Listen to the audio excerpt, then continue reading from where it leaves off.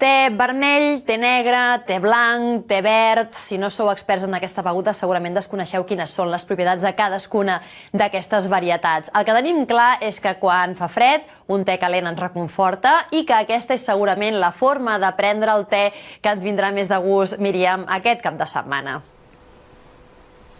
Sens dubte, Emma, perquè a més, mira que les temperatures tiraran avall de cara aquest cap de setmana. I ara parlaves de les propietats, jo no les sé, i per això hem vingut a la botiga Siente amb en Dani, el nostre expert en tés, perquè Dani, bona tarda. Bona tarda. Ens expliquis propietats del te i sobretot, ara ho comentàvem, aquest cap de setmana serà un dels de baixada de temperatures, què hem de prendre?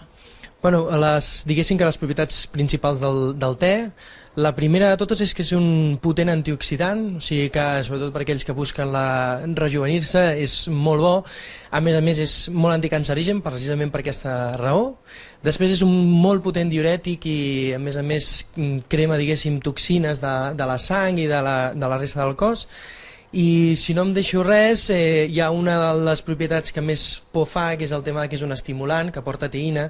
Cal dir que porta molt menys teïna que un cafè, és molt menys agressiva i per tant diguéssim que acompanyat amb totes les altres propietats inhibeix, diguéssim, aquesta mala reputació que té de no puc prendre'm te perquè acabaré una moto. Exacte. I escolta, jo ara veig tot de caixetes.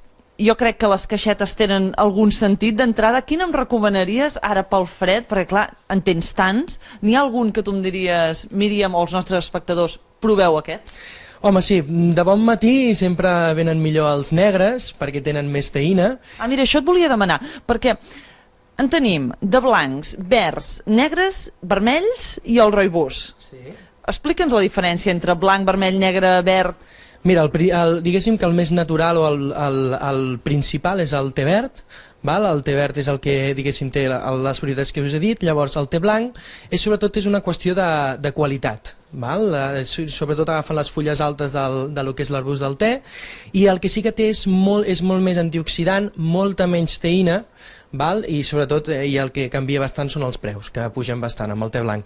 Diguéssim que després vindria el te vermell, té una mica més de teïna que el te negre, a més és el que tothom coneix com a te per aprimar-se. Això aniria bé potser a migdia, un te vermell? Exacte, sí, més per migdia, més per després de dinar és el que va millor. Després a mitja tarda, com que té menys teïna, doncs vindria el verd i el blanc, i ja després de sopar tindríem el rooibos, que és diguéssim que és un arbust que ve de Sud-àfrica i que té les mateixes propietats que el te, amb la cosa que és calmant en comptes d'estimulant. O sigui que no té teïna, que podem anar a dormir tranquil·lament. Exacte. I ara tornem a aquell que t'he dit de quin en recomanes? Per exemple, jo crec que un dels millors ara per entrar en calor i tal són els que tenen xocolates. T'ho compro ara mateix. Un té xocolata, per exemple, el xocolata irlandesa, que bàsicament és això, és un te amb te negre.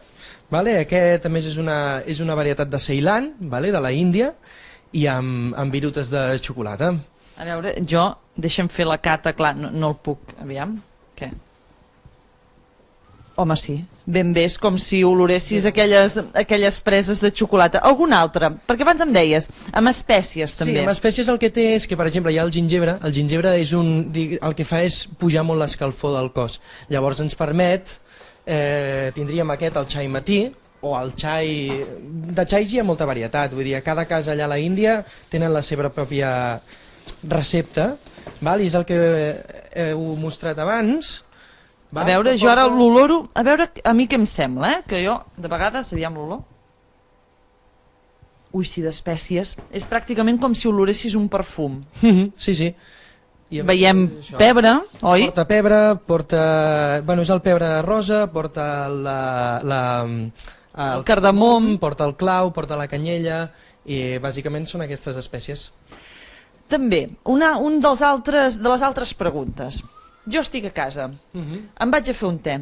Quanta estona haig de tenir el te a dintre la tassa? Perquè veiem gent que té el te 4 hores dintre la tassa i d'altres que el treuen ràpid. Quina és la millor forma? Bueno, és el gran problema de que sempre et venen clients i et diuen és que a mi m'amarga el te. El te no és que amargui, el problema és que el deixem massa estona. Llavors el te blanc i el te verd necessiten uns 2 minuts d'infusió, el te negre necessita uns 3 minuts, igual que el vermell. El que passa que el vermell pot trigar una mica més, 4 minutets, i després el rooibos uns 5 minuts. I em deies, per acabar ja, pels encostipats, pel fred, què en recomanes? Quines herbes en recomanes? Perquè també, a part de tés, a la botiga també tenim un estol d'herbes. Quines són les més recomanables, així, ràpidament, per a aquests moments d'encostipat? Doncs mira, pels mocs tindríem una menta o un eucaliptus, després per les angines, quan ens agafa, o les inflamacions faringitis, doncs tindríem una equinàcia, i el fonoll i l'anís també són molt bons pel tema respiratori, i bàsicament serien aquestes, la regalèssia també, tenim una mescla que precisament porta tot això. Doncs, i això infusionat quanta estona? Això sí, les infusions sempre una mica més, ha d'estar l'aigua bullint, llavors es para l'aigua i 10 minuts d'infusió. 10 minuts, perfecte. Escolta'm, Emma, jo crec que ara ja tenim els ingredients clars també per les nostres goles, que de vegades patim una mica. Dani, moltíssimes gràcies. A vosaltres. I escolta'm, a passar bé el fred. Emma, ho deixem aquí? Moltes gràcies, Míriam. Gràcies al Dani. Totes les indicacions estan apuntadíssimes.